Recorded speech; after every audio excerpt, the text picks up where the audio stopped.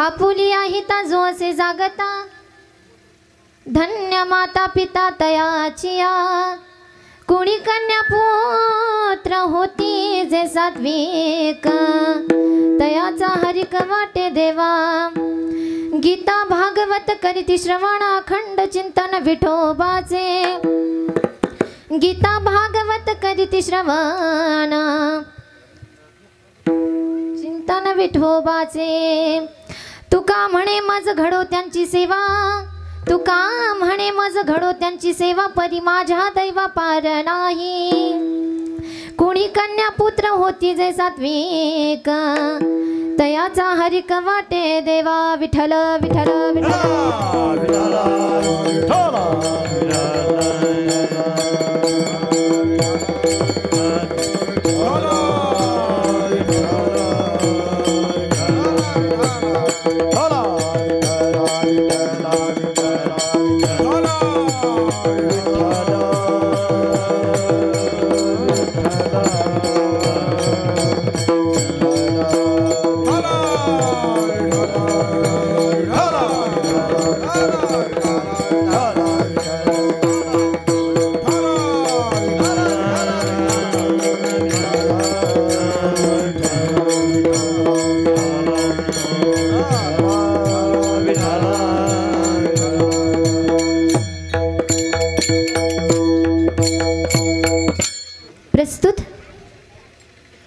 प्राप्त प्रसंगी प्राप्त स्थळी कीर्तनरूपी सेवेकरिता निवडलेला अभंग महान भगवत भक्त वैराग्याची महामूर्ती वैराग्याचे ज्वलंत प्रतीक असणारे पाचव्या वेदाचे निर्माते विश्ववंद्य जगद्गुरु तुकोबाराय यांचा 4 चरणाचा उत्कृष्ट असा अभंग आज इथे कीर्तनरूपी सेवेकरिता निवडला विठ्ठल विठ्ठल विठ्ठल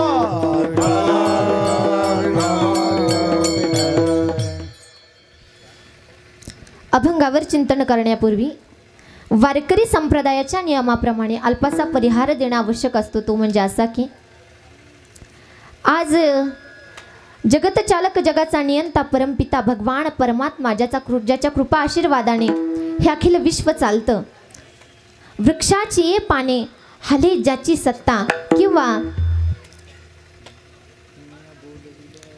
हा जो हरिनाम सप्ताह चालू आहे हा त्या सत्ताधीश भगवान परमात्माच्या कृपा आशीर्वादाने चालू असणारा अखंड हरिनाम सप्ताह या सप्ताहामध्ये 6व्या दिवसाचं पुष्प माझ्याकडे आलं हे मी माझं परम भाग्य समजते हे पुष्प माझ्याकडे आलं ही कीर्तनरूपी सेवा माझ्याकडे आली समस्त गावकरी मंडळी समस्त तरुण वर्ग सर्वांच्या माध्यमातून ही कीर्तनरूपी सेवा माझ्याकडे आली तसेच आज कीर्तनाला उपस्थित असलेले महाराष्ट्रातील सुप्रसिद्ध ख्यातनाम सर्व मंडळी इथे आज आलेली आहे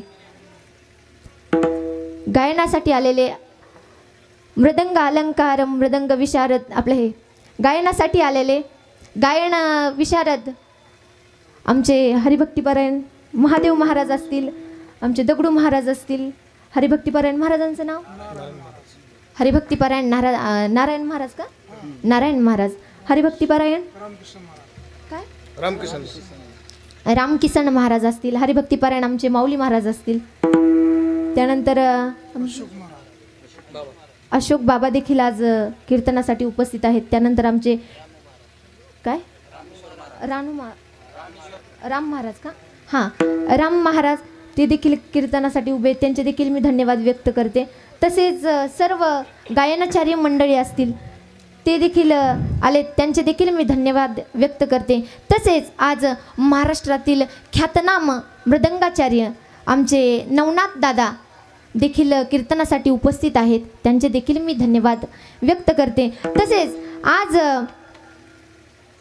आमचे माऊली दादा एक कीर्तनकार असून ते माझ्या कीर्तनामध्ये उभे राहिले हे मी खरंच माझं असं अंतकरण भरून आलं की मी काय बोलू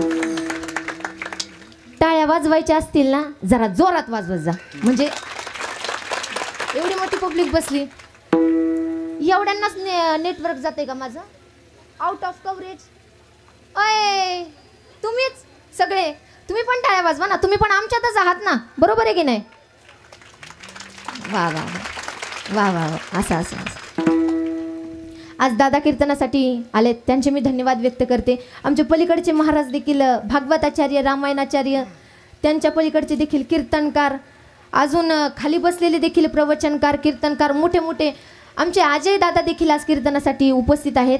त्यांचे देखील मी धन्यवाद व्यक्त करते. त्यांचं पहिल्याच दिवशी कीर्तन होऊन गेलं.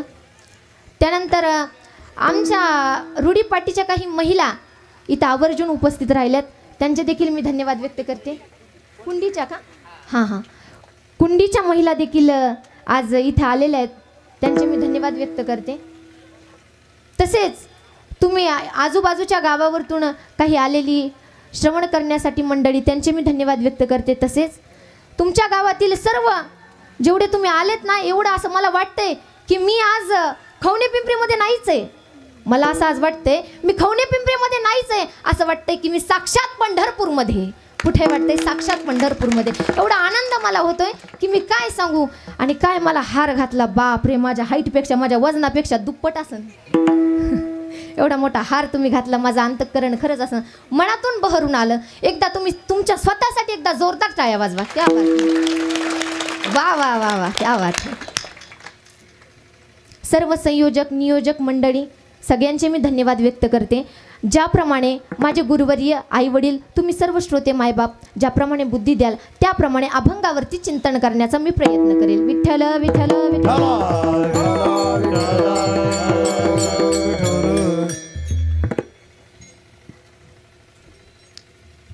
अभंग हा जगद्गुरु तुकोबारायांचा आहे. अभंग हा जगद्गुरु तुकोबारायांचा आहे आणि जगद्गुरु तुकोबाराय हे आहेत महान संत. सांगेन मी तुम्हाला, या महाराष्ट्राच्या मातीमध्ये अनेक साधू संतांनी जन्म घेतला. म्हणूनच या महाराष्ट्राच्या मातीला म्हटलं जातं, हरी पवित्र ते कुळा पावना तो देश, पवित्र ते कुळा पावना तो देश, पवित्र ते कुळा पावना तो देश, पवित्र ते कुळा पावना तो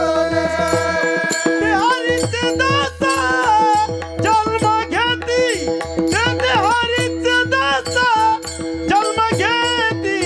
पवित्र ते कुळ पावन तो देश, पवित्र ते कुळ पावन तो देश, पवित्र कुळ पावन तो देश, जेथे हरीचे दास जन्म घेती, जेथे हरीचे दास जन्म घेती, जन्म घेती, पवित्र ते कुळ पावन तो देश, जेथे हरीचे दास जन्म घेती, हरीचे दास जन्म घेती, हरीचे दास जन्म घेती.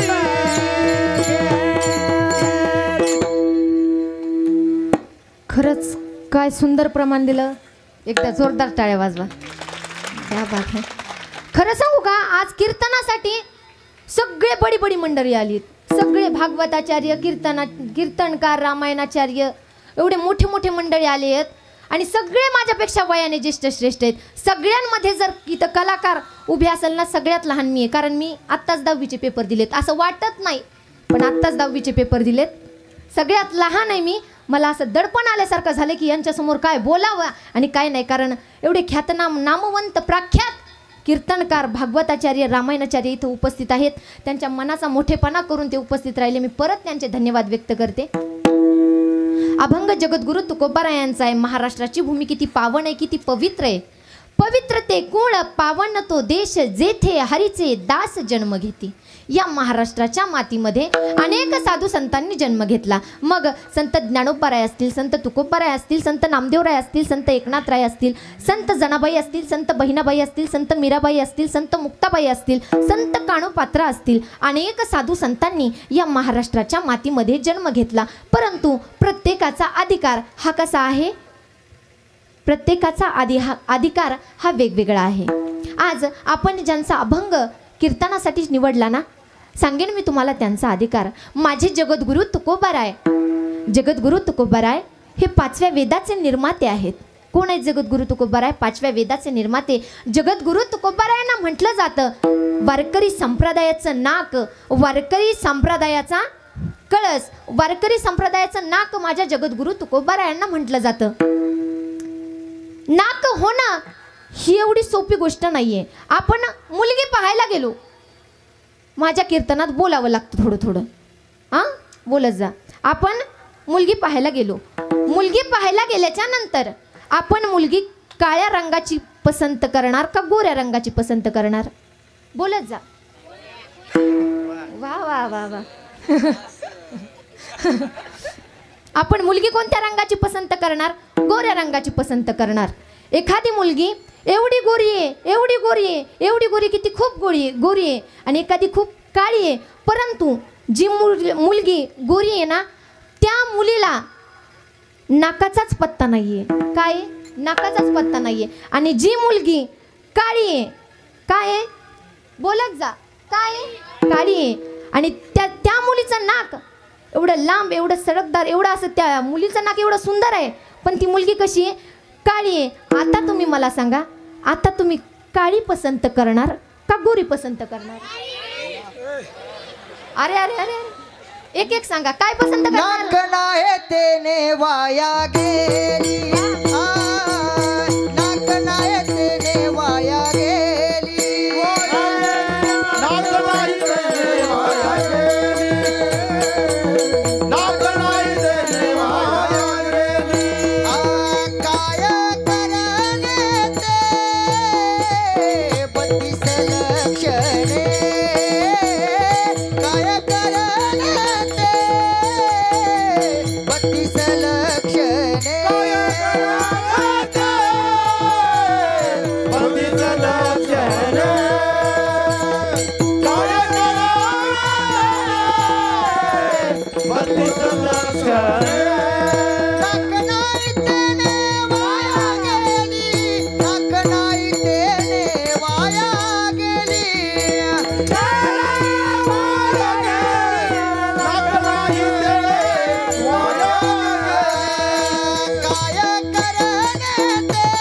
वाया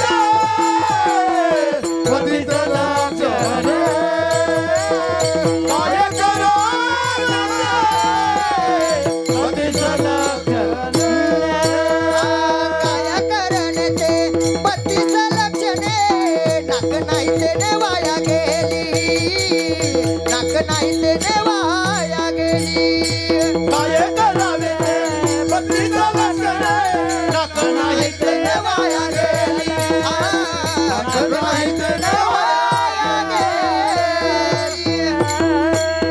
32 लक्षणे, वाजवा ना, वाजवा वाजवा वाजवा. वा वा वा. तुमची मीच माफी मागते.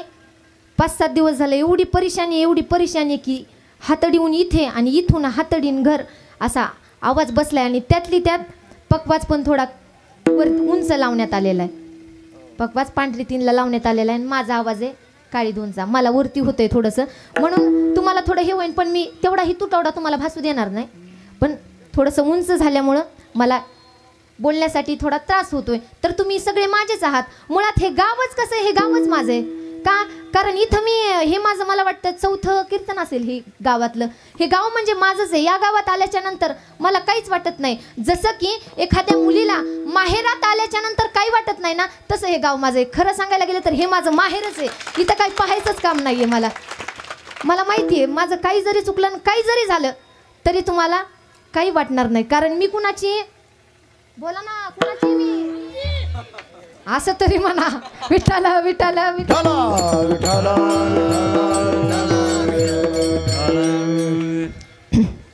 महाराजांनी सुंदर प्रमाण दिलं. काय करावी ती 32 लक्षणे, नाक नाही तेने वाया गेली. काय गोरी असून, तिचे खूप सुंदर असून देखील तिला आपण नापसंत करतो का? नाकाचाच पत्ता नाहीये. म्हणून आपण जर साधी मुलगी पाहायला गेलो तर तिचं नाक पाहतो, मग वारकरी संप्रदायाचं नाक होणं वाटते तेवढी सोपी गोष्ट नाहीये दादा. जगद्गुरु तुकोबारायांनी त्यांच्या जीवनामध्ये एवढा परमार्थ केला, एवढा परमार्थ केला. त्यांनी त्यांच्या जीवनामध्ये खूप परमार्थ केला. जगद्गुरु तुकोबाराय असं म्हणतात की जगद्गुरु तुकोबाराय ज्या डोंगरावरती भजन करायचे, जगद्गुरु तुकोबाराय ज्या डोंगरावरती भजन करायचे, त्या डोंगरावरच्या दगडांनी भजन करावं यात नवल नाहीये. परंतु जगद्गुरु तुकोबाराय त्या डोंगरावर जाण्यासाठी ज्या पाऊल वाटेने जायचे ना, ती पाऊल वाट देखील विठ्ठल विठ्ठल नामाचा जयघोष करत होती. हा माझ्या जगद्गुरु तुकोबारायांचा अधिकार दादा. जगद्गुरु तुकोबारायांनी त्यांच्या जीवनामध्ये एवढं नामस्मरण केलं, एवढं नामस्मरण केलं, खूप त्यांनी नामस्मरण केलं. ते म्हणायचे रात्रंदिवस भगवान पंढरीश पांडुरंग परमात्म्याच्या नामाचा उच्चारण करायचे आणि म्हणायचे हरी विठ्ठल माझा माझा माझा माझा माझा विठ्ठल माझा मी विठ्ठलाचा विठ्ठल माझा माझा माझा माझा माझा विठ्ठल माझा मी विठ्ठलाचा विठ्ठल माझा माझा माझा माझा माझा विठ्ठल माझा मी विठ्ठलाचा विठ्ठल माझा माझा माझा माझा विठ्ठल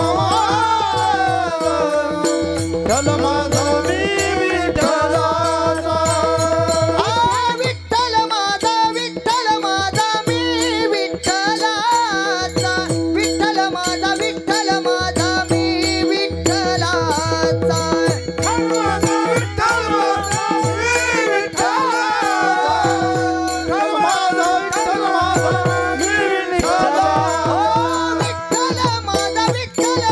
मी विठ्ठलाचा विठ्ठल माझा विठ्ठल माझा मी विठ्ठलाचा विठ्ठल माझा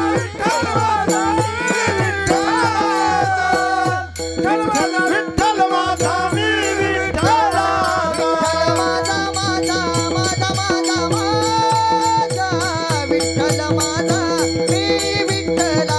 विठ्ठलाचा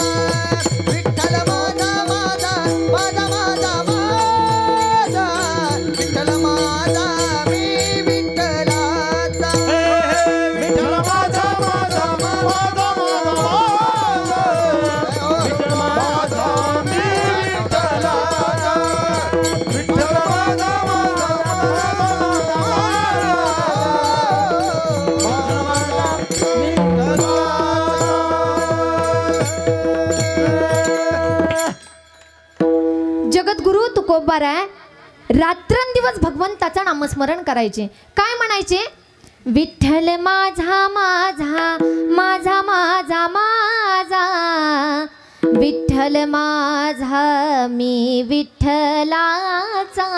रात्रंदिवस म्हणायचे तो भगवान परमात्मा माझा आहे, तो विठ्ठल माझा आहे आणि तो विठ्ठल माझा आहेच, परंतु मी देखील कुणाचा आहे त्याचा आहे. आपल्याला भगवंत आपलं मानतो, आपल्याला भगवान परमात्मा आपलाच मानतो, परंतु आपण त्या भगवंताला आपलं मानत नाही, म्हणून आपल्याला भगवान परमात्माविषयी भक्ती किंवा आवड निर्माण होत नाही. जगद्गुरु तुकोबारायांनी त्यांच्या जीवनामध्ये एवढं नामस्मरण केलं की जगद्गुरु तुकोबाराय असं म्हटले माझी मज झाली अनावर वाचा छंद या नामाचा घेतलासे. माझ्या या जिभेवरती माझी जीभ अनावर झालेली आहे. मी जरी ठरवलं की मी भजन करणार नाही तरी ही जीभ शांत बसत नाही, भजन केल्याशिवाय राहत नाही. हा अधिकार जगद्गुरु तुकोबारायांचा. सांगेन मी तुम्हाला जगद्गुरु तुकोबारायांचा अधिकार. असं म्हटलं जातं जगद्गुरु तुकोबाराय किती मोठे आहेत. अनुरेनो या थोकडा तुका काशाय बडा तुका काशा एवढा तुका काशाय बडा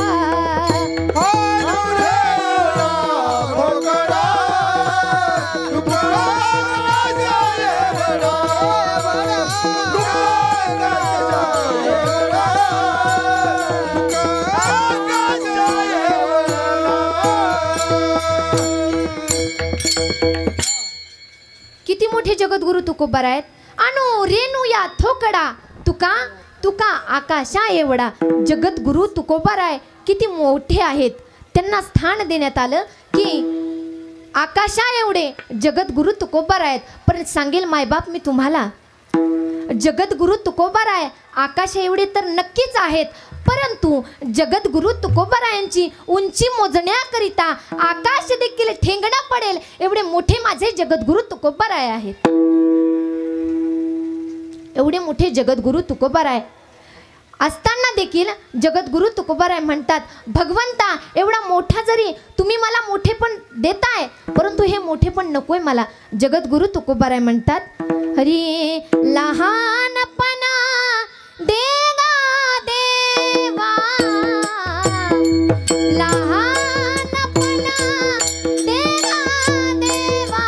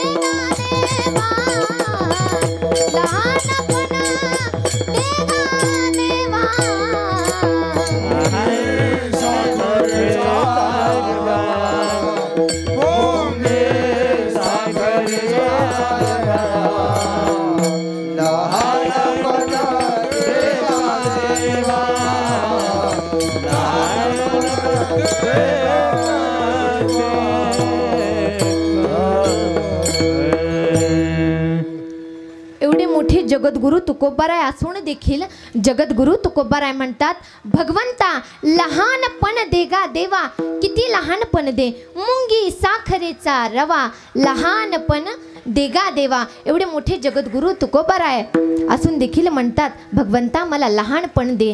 आणि हेच जगद्गुरु तुकोबाराय असं म्हणतात की जी मुलं आपल्या हिताच्या ठिकाणी जागे आहेत त्यांच्या आई वडिलांना मी धन्यता देतो. अभंगाचं पहिलं चरण.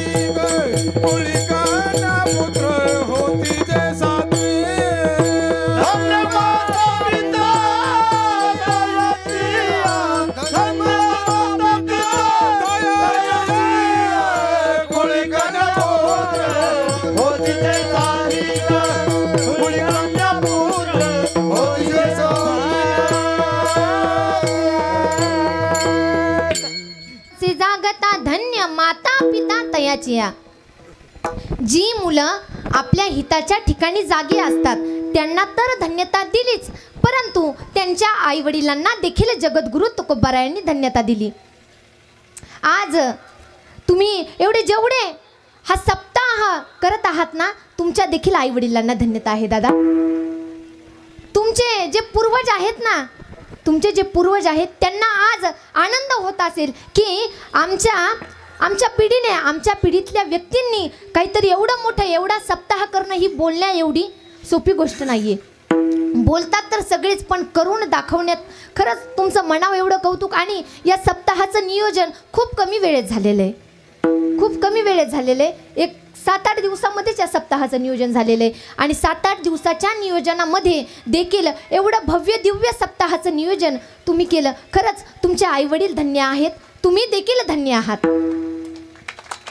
वा वा, बरोबर आहे.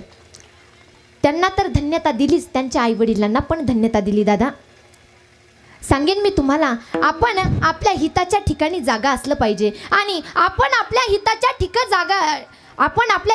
ठिकाणी जागा असण्यासाठी आपल्याला संतांच्या संगतीत जावं लागत असतं. बरोबर आहे, आपल्याला संतांच्या संगतीत जावं लागत असतं. कारण आपण जर संतांच्या संगतीमध्ये गेलो नाही ना दादा, तर आपल्याला कळत नाही आपण काय करावं, कसं करावं, आपल्याला काहीच कळत नाही. ते कळण्यासाठी आपण आपल्या हिताच्या ठिकाणी काय योग्य आहे, काय अयोग्य आहे, या दोन्हीतला फरक कळण्यासाठी आपल्याला काय करावं लागतं, संतांच्या संगतीत जावं लागतं. आणि संतांच्या संगतीमध्ये गेल्याच्या नंतर आपलं कल्याण होतं. दादा हे मी सांगते असं नाही, संत सांगतात असं देखील नाही, वेदांनी देखील हात उंच करून सांगितलंय. हरी संता विन प्राप्ती नाही, ऐसे वेद देती ग्वाही, ऐसे वेद देती ग्वाही, ऐसे वेद देती ग्वाही.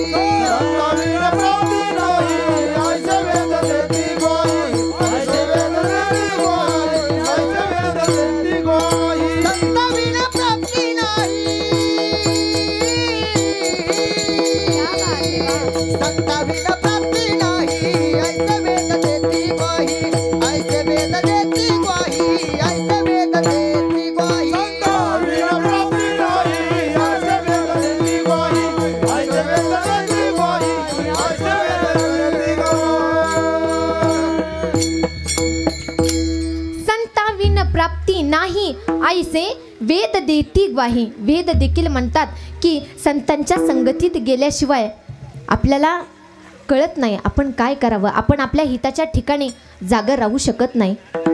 त्यामुळे आपण संतांच्या संगतीत गेलं पाहिजे. एक दृष्टांत सांगेन मी तुम्हाला. एक गृहस्थ होते आणि ते भगवान परमात्माचं दर्शन घेण्याकरिता दररोज मंदिरात जात होते. पण त्यांना भगवंताची मूर्ती कधीच त्यांच्या डोळ्याने दिसली नाही हो, कधीच त्यांना डोळ्याने दिसली नाही. आता तुम्ही सर्व एवढे सज्जन लोक म्हणाल की ताई आम्ही मंदिरात गेल्याच्या नंतर आम्हाला भगवान परमात्मा दिसतो, मग त्या गृहस्थांना भगवान परमात्मा का दिसले नाही? प्रश्नच आहे ना. अहो ते जे गृहस्थ होते ना त्यांना डोळेच नव्हते. काय नव्हते? डोळे नव्हते. म्हणून त्या गृहस्थांनी कधीच त्या भगवान परमात्माची मूर्ती पाहू शकले नाही. ते भगवंताचं दर्शन घ्यायचे, घरी जायचे, त्यांचा नित्यक्रम करायचे. पण वाटाने जात असताना बरीच लोक त्यांना चिडवायची, बोलायची की काय तू दररोज भगवंताचं दर्शन घेतोस, भगवंताचं दर्शन घेण्याकरता तू मंदिरात जातोस, परंतु तुला कधी देखील भगवान परमात्मा दिसला नाही आणि दिसणार देखील नाही का, तर तुला डोळे नाहीत, असं दररोज त्यांना लोक बोलायची हो. ते पण त्यांनी त्या गोष्टीचा विचार केला नाही का, कारण ते संतांच्या शब्दावरती चालणारे होते. काय होते? संतांच्या चरणावरती चालणारे ते गृहस्थ होते. त्यांनी कधी विचार केला नाही. परंतु एक वेळेस त्या लोकांनी खूपच हट्ट धरला.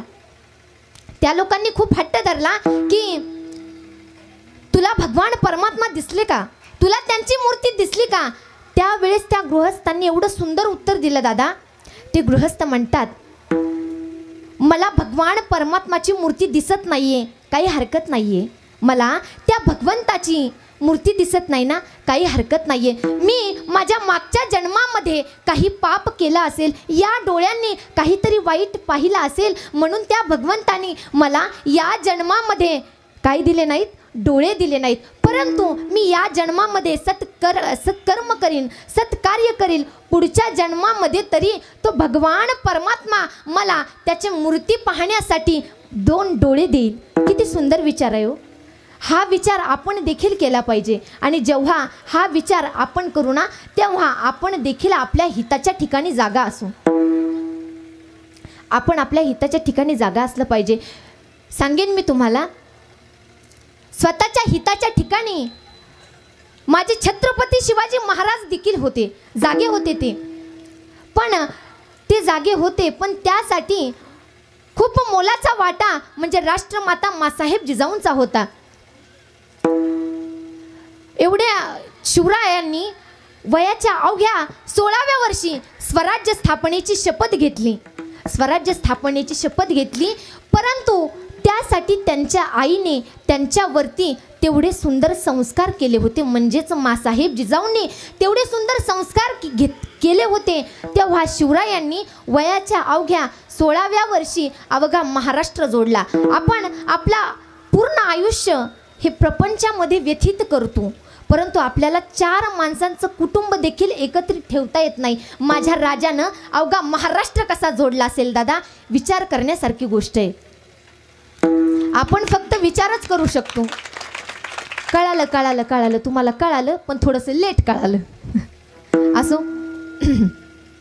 वयाच्या अवघ्या 16व्या वर्षी शिवरायांनी स्वराज्य स्थापनेची शपथ घेतली आणि मासाहेब जिजाऊंना वचन दिलं. ते वचन मी तुम्हाला सांगेल. हरी दिल वचन मासाहेबा वचन पूर्ण करी, दिल वचन मासाहेबा वचन पूर्ण करी. बैरा जाग शिवबा माझा ग बसला घोड्यावरी, बैरा जाग बसला घोड्यावरी, शिवबा माझा ग बसला घोड्यावरी. बसला घोड्यावरी बैरा जाग बसला घोड्यावरी, शिवबा माझा ग बसला घोड्यावरी. मासाहेबा दिला वचन ती वचन पूर्ती केली, ही वचन पूर्ती केली. शिवरायाच्या जन्मान ही पावन धरती झाली, शिवरायाच्या जन्मान ही पावन धरती झाली. शिवबाबांनी दाखवा कोणी रमेश या भुवरी, शिवबाबांनी दाखवा कोणी रमेश या भुवरी. छत्रपती शिवाजी महाराज की जय. बैरा जाग शिवबा माझा ग बसला घोड्यावरी, बैरा जाग घोड्यावरी बैरा जाग बसला घोड्यावरी, शिवबा माझा ग बसला घोड्यावरी.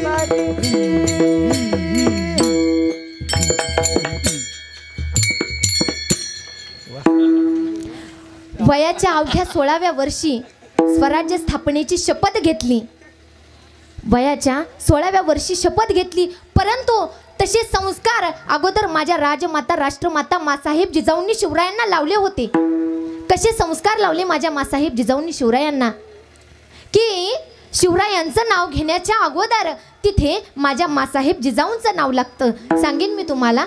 मुजरा मानाचा मानाचा जिजाईला, मुजरा मानाचा मानाचा जिजाईला, मुजरा मानाचा मानाचा जिजाईला, मुजरा मानाचा मानाचा जिजाईला. धन्य धन्य तोराई शिवरायाची जिजाई, धन्य धन्य तोराई शिवरायाची जिजाई. आज पूजितो महाराष्ट्र सारा, मुजरा मानाचा मानाचा जिजाईला, मुजरा मानाचा मानाचा जिजाईला, मुजरा मानाचा मानाचा जिजाईला, मुजरा मानाचा मानाचा जिजाईला. होती मुघलाची सत्ता त्यावेळी, नव्हता गरिबाला वाली कोणी, नव्हता गरिबाला वाली कोणी. माता बहिणीच्या रक्षणासाठी नव्हता कैवारी त्यावेळी कोणी, नव्हता कैवारी त्यावेळी कोणी. धन्य धन्य तोराई शिवरायाची जिजाई, धन्य धन्य तोराई शिवरायाची जिजाई. आज पूजितो महाराष्ट्र सारा, मुजरा मानाचा मानाचा जिजाईला, मुजरा मानाचा मानाचा जिजाईला, मुजरा मानाचा मानाचा जिजाईला, मुजरा मानाचा मानाचा जिजाईला.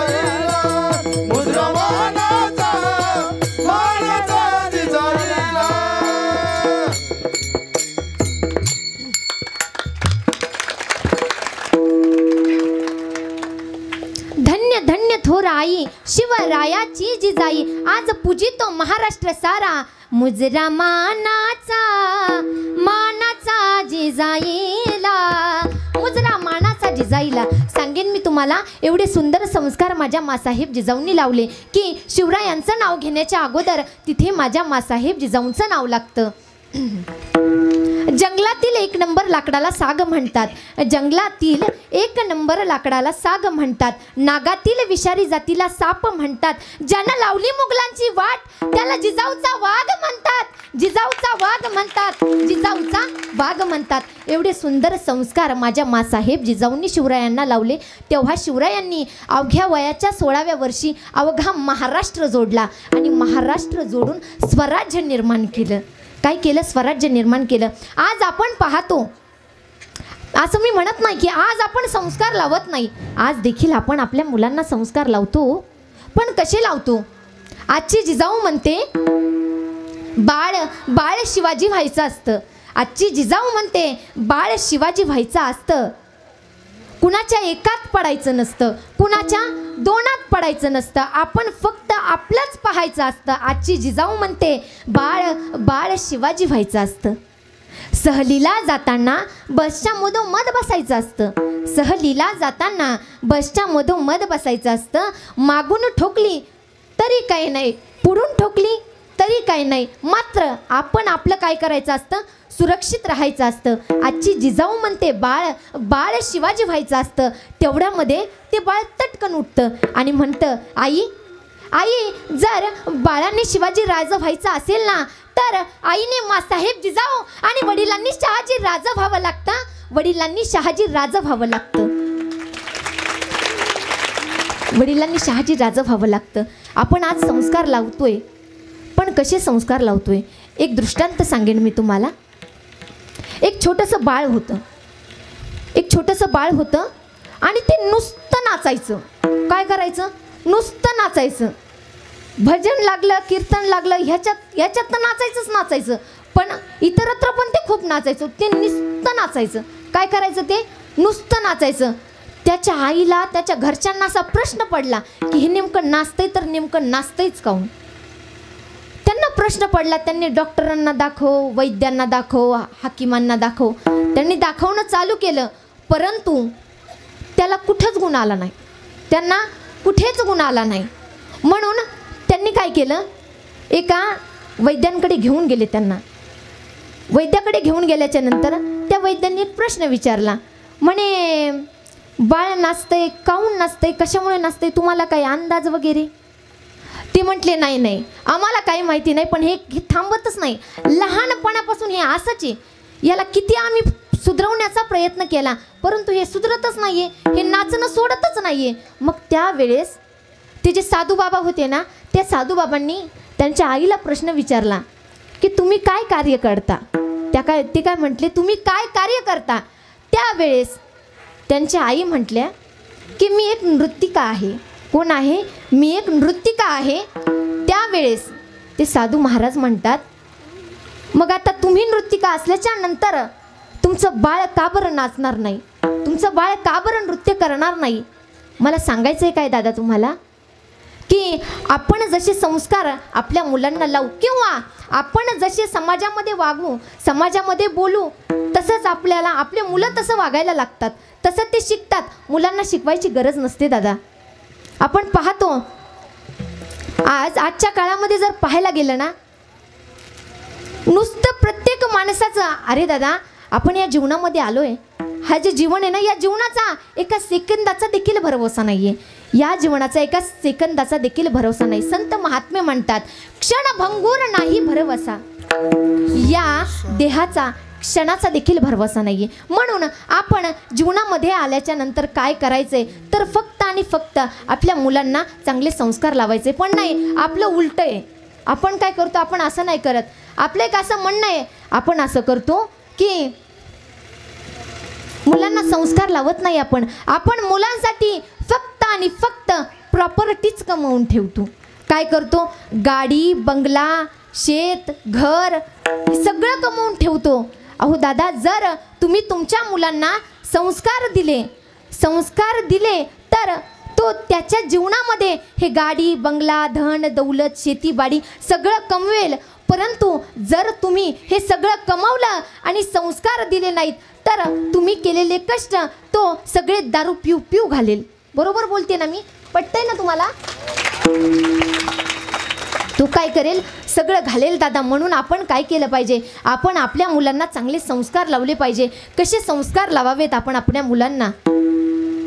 आणि जे संस्कार लावल्याच्या नंतर त्या मुलाला तर धन्यता दिलीच जाईल, परंतु त्याच्या आई वडिलांना देखील धन्यता दिली जाईल.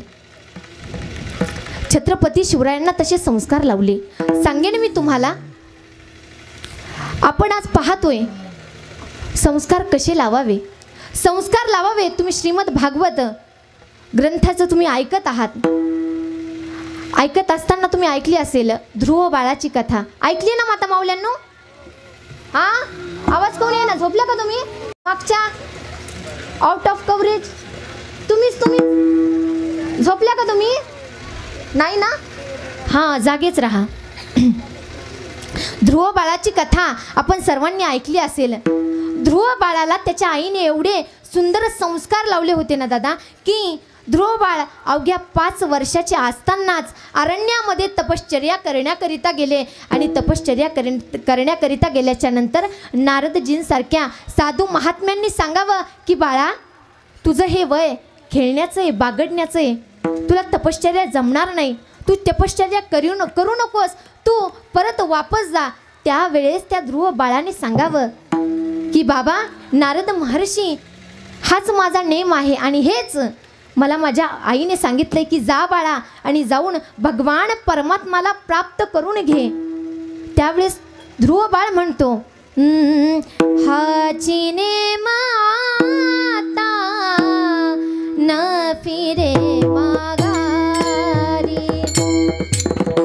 हाची नेम आता न फिरे माघारी, हाची नेम आता न फिरे माघारी, हाची नेम न फिरे माघारी.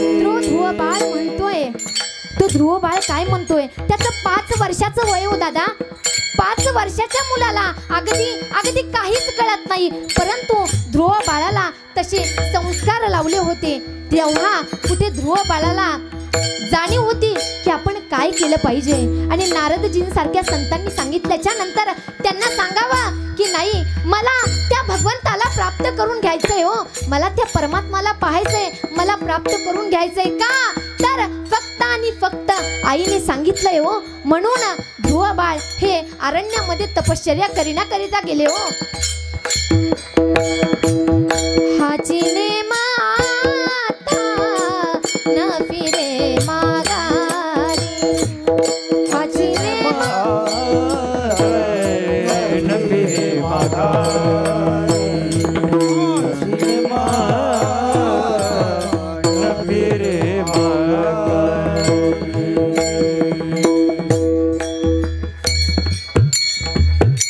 हाची नेम आता न फिरे माघारी. संस्कार लावावेत तर कसे लावावेत? माझ्या ध्रुव बाळासारखे लावावेत. संस्कार लावावेत तर प्रल्हादासारखे लावावेत. प्रल्हादजींसारखे संस्कार लावावेत. प्रल्हादजींना संस्कार कुणी लावले? त्यांच्या आईने लावले. कारण प्रल्हादजी जिथे जन्माला आले होते ना, ते राक्षसांमध्ये जन्माला आले होते. हिरण्यकश्यपू त्यांच्या वडिलांचं नाव. आणि हिरण्यकश्यपूचं एक ब्रीद होतं की माझ्या इथे कुणीच त्या भगवंताचं नामस्मरण करायचं नाही, परंतु त्यांच्या मुलांनीच एवढं नामस्मरण केलं की त्यांच्या वडिलांनी त्यांना मारण्याकरिता असंख्य प्रयत्न केले, खूप प्रयत्न केले. तुम्ही ऐकलं असेल भागवतामध्ये, खूप प्रयत्न केले, परंतु त्या सर्व प्रयत्न करून देखील ते असफल झाले. का तर फक्त आणि फक्त प्रल्हादजींनी भगवान परमात्माचं काय केलं होतं? नामस्मरण केलं होतं. आणि सांगेन मी तुम्हाला, नामस्मरण का केलं होतं? तुम्ही म्हणाल ते तर राक्षस कुळामध्ये त्यांचा जन्म झाला, राक्षस कुळामध्ये जन्म झाला, मग त्यांनी नामस्मरण का केलं? कैयादू मात्यांच्या उदरामध्ये ज्या वेळेस प्रल्हादजी होते ना, त्यावेळेस हिरण्यकश्यपू हे तपश्चर्या करण्याकरिता जंगलामध्ये निघाले होते. कुठे निघाले होते? जंगलामध्ये निघाले होते. आणि जंगलामध्ये निघाले असताना तिथं ते जिथं बसणार होते ना, तिथं भगवंताचं नामस्मरण लिहिलेलं होतं. तिथं काय होतं? श्रीकृष्ण गोविंद हरे मुरारी हे नाथ नारायण वासुदेवा. नामस्मरण त्या दगडावरती असं लिहिलेलं होतं. आणि ते लिहिलेलं असल्यामुळं तिथे त्यांच्या वडिलांनी तपश्चर्या केली नाही. घरी आले आणि घरी आल्याच्या नंतर त्यावेळेस कैयादू मातेने विचारलं, तुम्ही तर तपश्चर्या करण्याकरिता गेले होते ना, मग तुम्ही वापस का आले? त्यावेळेस कैयादू मातेने त्यांच्या पतीच्या मुखातून 108 वेळेस भगवान परमात्माचं नामस्मरण करवून घेतलं. तेव्हा कुठे भक्त प्रल्हाद त्यांच्या घरामध्ये जन्माला आलेत. काय आले? जन्माला आले. त्यासाठी सर्वात मोलाचा वाटा म्हणजे आमच्या माता माऊल्यांचा आहे. माता माऊल्यांना संस्कार, मुलांवरती संस्कार कसे करायचे हे मुलगा त्यांच्या उदरामध्ये असतानाच त्या करू शकतात. काय करू शकतात? तेव्हाच करू शकतात. म्हणून आपण आपल्या मुलांना काय केलं पाहिजे? संस्कार लावले पाहिजे दादा. आणि जगद्गुरु तुकोबाराय म्हणतात, जी मुलं भगवान परमात्माची सेवा करतात, जी मुलं नामस्मरण करतात, त्यांना तर धन्यता देतोच, परंतु त्यांच्या आई वडिलांना देखील मी धन्यता देतो. अभंगाचं पुत्र होती जे सात्विक, पुत्र होती जे सात्विक, कोळी कन्या पुत्र होती जे सात्विक, कोळी कन्या पुत्र होती जे सात्विक. कोळी कन्या पुत्र होती जे सात्विक, कोळी कन्या पुत्र होती जे सात्विक, कोळी कन्या पुत्र होती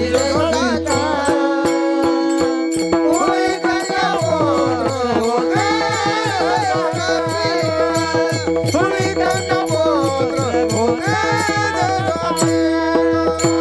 दयाचा हरी वाटे देवा, दयाचा हरी वाटे देवा, दयाचा हरी वाटे देवा, दयाचा हरी वाटे देवा.